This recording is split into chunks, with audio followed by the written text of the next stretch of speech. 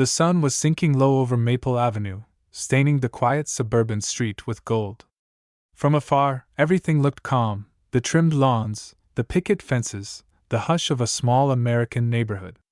But behind one cracked sidewalk and a chipped white porch, the silence broke with the sound of a sob so small and trembling it could have belonged to the wind. A little boy stood there clutching a worn-out teddy bear, his eyes red and swollen, his voice breaking through the stillness. "He hit my grandma," he whispered, and those words carried enough pain to shatter the calm of the world.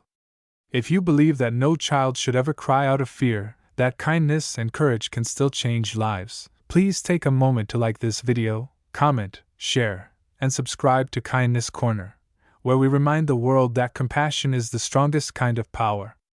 The boy's name was Ethan, just 6 years old. His hoodie was streaked with dust from where he had fallen running down the steps. Behind him, sitting weakly on the porch, was his grandmother, Clara, her soft blue dress torn at the shoulder, a bruise darkening one side of her face. She held her arm and tried to hide her pain from him, but she couldn't hide what had already happened. At the doorway stood a man, tall, red-faced, and half-drunk, holding a beer bottle, glaring at the boy as though he'd spoken a forbidden truth. His name was Ray. He wasn't family, just someone who'd promised to help out after Clara's husband passed away. Instead, he brought anger, control, and pain. Ethan ran out of the house that afternoon barefoot, his small hands clutching the teddy bear his grandmother had sewn for him when times were better. He didn't know where to go. He only knew someone had to help. His tears fell onto the concrete as he stumbled down the front path. And that's when the rumble came, the deep, thunderous growl of engines filling the air, breaking through the stillness like a storm rolling in. 6 motorcycles turned the corner, glinting in the sun, roaring closer until they stopped right in front of Clara's house. The man leading them was hard to miss, a tall, broad biker with a salt and pepper beard and tattoos curling down his arms like old battle scars. The words Hell's Angels were stitched across the back of his leather vest, and under that, a smaller patch that read RL.CHLS. His name was Reed, the kind of man whose very presence silenced noise and stirred something raw in the air. When he saw the boy crying by the steps, he killed the engine, swung his leg off the bike, and crouched down. "Hey, buddy," he said softly, his gravelly voice carrying both warmth and weight. "What happened?" Ethan didn't answer with words at first. He just pointed toward the porch, toward the trembling old woman sitting on the step and the man standing above her, bottle still in hand. Reed's jaw tightened.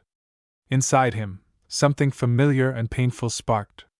He had seen this kind of cruelty before, in his own past, in his own home when he was too small to do anything but cry. But now he wasn't small. And no one, not while he was around, was going to make a child cry like that again. Reed slowly stood, his eyes never leaving the drunk man on the porch. The rest of his crew, 5 men in black vests, stood behind him in silence, a wall of quiet judgment and power. The neighborhood was watching now.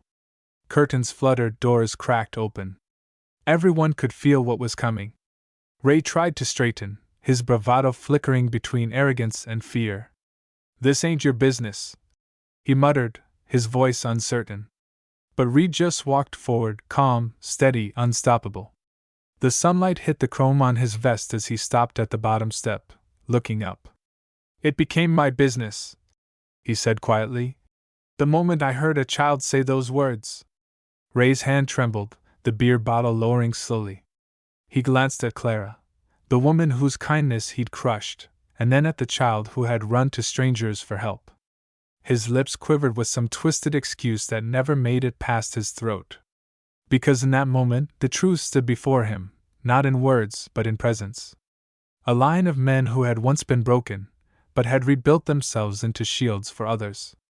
Ethan stood behind Reed, still clutching his teddy bear, watching the man who had hurt his grandma shrink for the first time.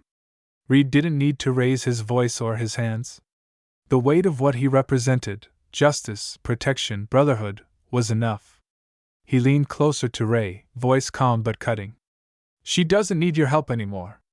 Pack your things. You're done here." Ray backed up a step, then another. No one stopped him when he stumbled inside to grab his truck keys and drove off down the street. The sound of the engine faded, and for the first time that day, there was peace. Reed turned back toward Clara. He knelt again, this time beside her. She tried to smile through her pain.